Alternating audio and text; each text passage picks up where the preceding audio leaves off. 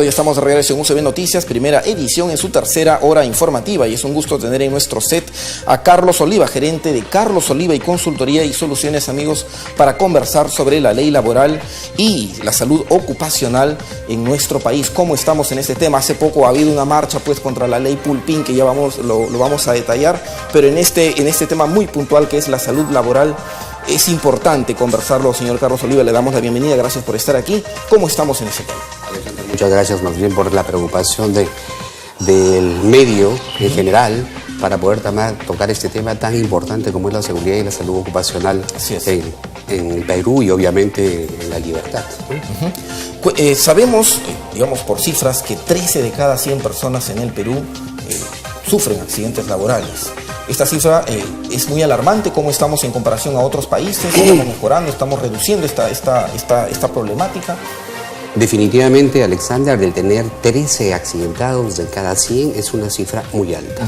Muy alta porque en realidad nosotros vamos a laborar, no vamos a accidentarnos. Como alguien decía en algún momento, uno debe dejar en las labores todas las gotas de sudor y de inteligencia posible, menos ninguna gota de sangre en algún momento. Entonces, nosotros vamos precisamente a hacer ese trabajo de dar nuestra energía, dar nuestro conocimiento, dar nuestras capacidades para los temas laborales. Sin embargo, es una cifra alta. Y es tan alta la cifra que podría decirte que los accidentes que son reportados, en realidad, Alexander, exceden los más de 4.200 el año anterior en el país. ¿4.200? Sí, y los accidentes incapacitantes exceden los 1.200, ¿no es cierto? Sin tener en cuenta que, obviamente, tan solo para la libertad hay más de 32 accidentes graves y fatales, mortales.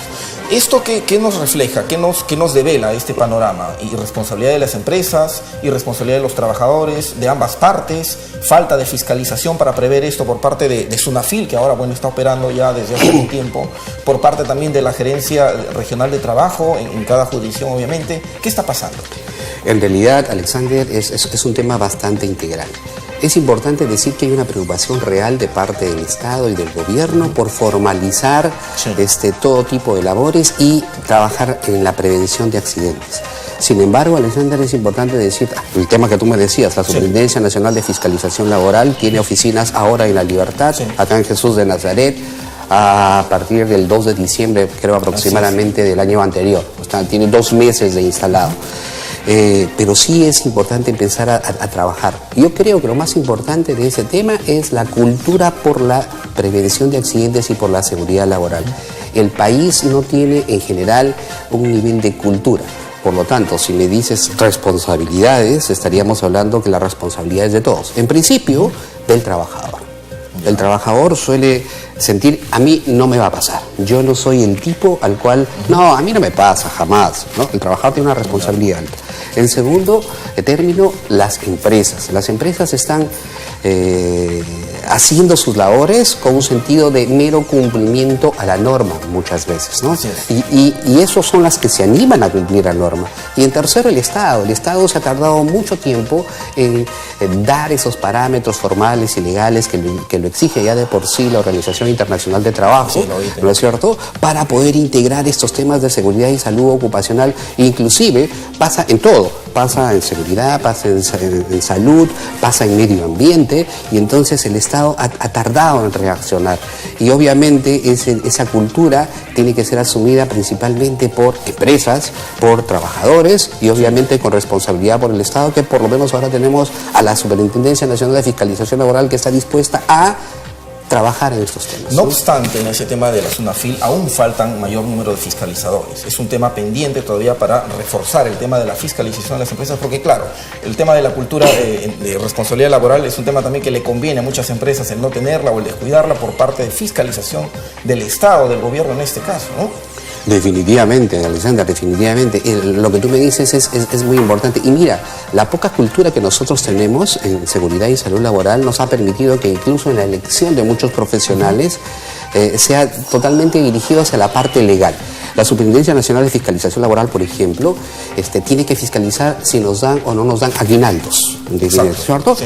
Si se está pagando adecuadamente, si se está empleando a jóvenes menores de edad, por ejemplo, es un tema muy recurrente, ¿cierto? En las empresas. Hay un tema clásico ahora, según la empresa dice que es tema de que se dejaron llevar por las noticias. Hay un grupo, Corazón Serrano, donde se empleó en determinado momento, según ellos, a alguien que es menor de edad.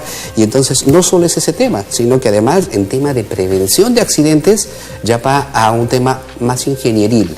No es porque los ingenieros deberán hacer eso, sino que, por ejemplo, en tema de si te pagan o no te pagan aguinaldos, tiene que haber un especialista laboral, un abogado, ¿no es cierto? Y sin embargo, los fiscalizadores laborales no están siendo, el equipo en todo caso que se está empezando a conformar dentro de la Superintendencia Nacional de Fiscalización Laboral, que son los que deben fiscalizar obviamente, debería ser mucho más diverso, mucho más completo, mucho más heterogéneo, mucho más integral. Hay un tema burocrático ahí, ¿no? Que los procesos duran pues meses, a veces hasta años, a veces se archivan, cosa que indigna muchas veces a los perjudicados y a los deudos en el caso de fallecimiento. Y ese es un problema pendiente todavía. ¿Se podrá revertir esto en qué plazo, en su experiencia? ¿En corto plazo, mediano plazo? ¿Cómo se podrá avanzar? Yo creo que realmente ese es el principal trabajo. Yo, por ejemplo, felicito la iniciativa que ha tenido el Superintendente Nacional de Fiscalización Laboral al reunirse con César Acuña, presidente del gobierno regional, y ambos han llegado a una intención importante dentro de la libertad.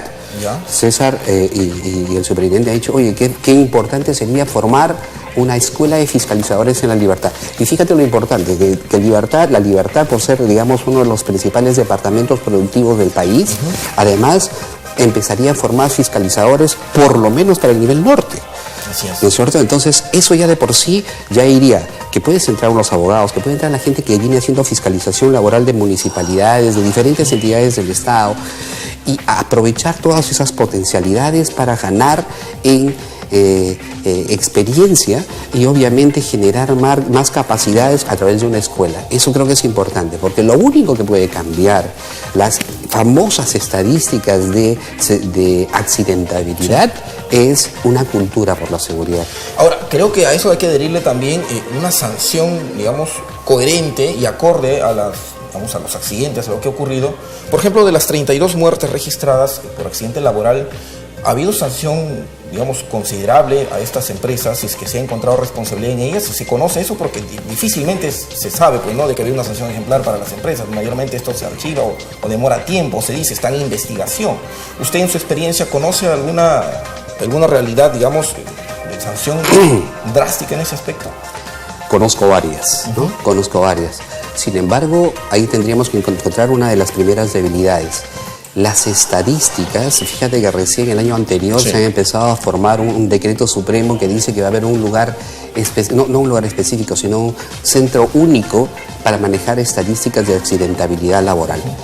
Sin embargo, el sentido de compensación, como tú me estás previendo, el sentido de todo lo que me acabas de nombrar, obviamente, no es muy común. Simplemente se manejan estadísticas, cuántos accidentes hubieron, si se hizo o no se hizo, y ten en cuenta que es lo mínimo que hay que ver, porque en realidad yo no creo que un trabajador como tú, como yo, como cualquiera gerente que haya o como cualquier operador implique tan solo un sentido de compensación en el caso de la pérdida de una vida. Puede valer como $1.000 millones o más, porque yo considero, como lo consideran todas las personas que trabajamos en seguridad, que una vida no tiene precio, ¿no? Es un poco el resarcir, el compensar la presencia de familiares y el futuro que pueda haber, pero sin embargo nada puede compensar la compañía de nosotros. En eso estamos totalmente de acuerdo, sino que yo lo iba por el lado de que digamos, hay un precedente, ¿no? Un precedente para que esto no se vuelva a repetir con otras empresas, malas empresas, y hay muy buenas también, por supuesto, pero sin embargo lo enfocaba por ese tema. Sí, está perfecto. Evidentemente hay que prevenir este tema de los accidentes laborales y para eso se necesita mayor fiscalización, como estábamos abocando en un inicio este tema, ¿no? Y también necesitamos mira, Alexander, el 70% y más pymes es totalmente informal. Te voy a hablar solo de la libertad, ¿no? Entonces, si las empresas, tan solo el 70% es informal, datos estadísticos de nuestro Estado, que pueden ser más, ¿cierto? Imagínate la informalidad que hay en el tema de prevención laboral. ¿sí? No existe, sencillamente. Ya empezamos allí. Y sumamos a ese tema el segundo, que todo el mundo cree que hacer prevención de accidentes es usar un chaleco y un casco, y a veces mal usado. Tú te vas por la calle y encuentras a alguien con el chaleco que además está abierto, que se puede enganchar en cualquier sitio y generar un accidente. Exacto. ¿Cierto? Cascos mal usados, actitudes de los trabajadores mal entrenados en todo tema. Allí creo que es importante tomar en cuenta lo que sí necesitan las empresas en este momento, ¿no? ¿Qué necesitan las empresas? Primero, cumplir con la norma, sí, que tú lo has dicho muy bien, Alexander, que lo está fiscalizando a la Superintendencia Nacional de Fiscalización Laboral, SUNAFI. Sí. Eso es vital, por importante. Entonces, ¿qué necesitan ellos? Primero, tener un plan de gestión de seguridad ocupacional, básico. Este plan de seguridad debe cumplir con una política de seguridad, un reglamento de seguridad, ¿no? Tendría que tener además, cumplir con todos los formatos, el formato de accidente, el formato son como 9 formatos, ¿no? Y todos estos, una identificación de peligros y evaluación de riesgos de forma continua, un mapa de riesgos. Sí nos estamos empezando a construir. Y esto hay que verlo como un tema de una inversión en la empresa, porque muchos lo ven como costo, como gasto. Siempre, claro, tienen esa mentalidad y es por eso que no invierten en este tema tan importante, digamos, en la vida humana, en la vida laboral de sus trabajadores, pues, ¿no? Por eso te decía, sí, Alexander, que es importante tener en cuenta la parte de cultura, sí, ¿cierto? Claro, sí. La cultura no implica costo, pero además es una obligación de todo empleador. Claro que sí. O sea, lo que te estoy diciendo es que si tú fueras un empresario, sea hoy de un trabajador o de miles de trabajadores como las compañías mineras y petroleras, entonces si tú fueras un empresario como esos, estás en realidad obligado, y eso sí es importante en la ley, obligado ahora a tener todo lo que yo te digo. O sea, lo primero que llegaría a la superintendencia es, señor, su política de seguridad, sí lo tiene, claro, perfecto. Su IPRC, sí lo tiene, perfecto. Su mapa de riesgos, encontramos, claro, en las empresas unos mapas de evacuación, por ejemplo. Ahora te dicen, no, acá te puedes saber un riesgo y debe estar publicado, un riesgo eléctrico, un riesgo de caídas a nivel, etcétera. ¿No es cierto? Entonces, ese mapa tiene que ser visto, así como los mapas de evacuación. Perfecto. Entonces, y lo más importante, para generar cultura, ¿qué tenemos que tener? Capacitación, entrenamiento, ¿no es cierto? ¿Y sabes cuántos es la única parte que se pone? El Estado te dice, un trabajador debe con no menos de 4 capacitaciones al año para temas de seguridad. Te hago la pregunta. Para lograr un cambio de cultura, 4 capacitaciones son suficientes.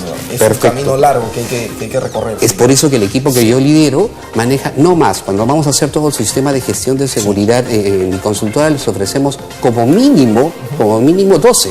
Fíjate, les hacemos un paquete de capacitaciones, les decimos, no solo te vamos a cumplir 4, una por mes como mínimo, y la gente dice, ¿me estás dando más esa oferta?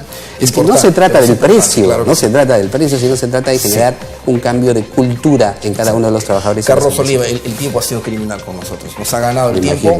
Te vamos a invitar en otra ocasión para conversar sobre lo que habíamos anunciado al inicio, pero ya no del tiempo, sobre la explotación laboral y regímenes laborales, que es muy importante también discutirlo en esta mesa de informaciones. Gracias por estar aquí, Carlos. Gracias a ti, Alexander, y gracias principalmente por la preocupación, porque una de las formas de cambiar o de mejorar la cultura de seguridad es exactamente esto, el buscar de muchas maneras empezar a trabajar, a dialogar en este tema, no solo con las partes del Estado, con los responsables, sino también con las empresas privadas, que estamos obligadas, entusiasmadas en que estas estadísticas bajen de accidentabilidad. Gracias nuevamente, Carlos, por esta entrevista. Amigos, nos vamos a una pausa comercial y regresamos con más información.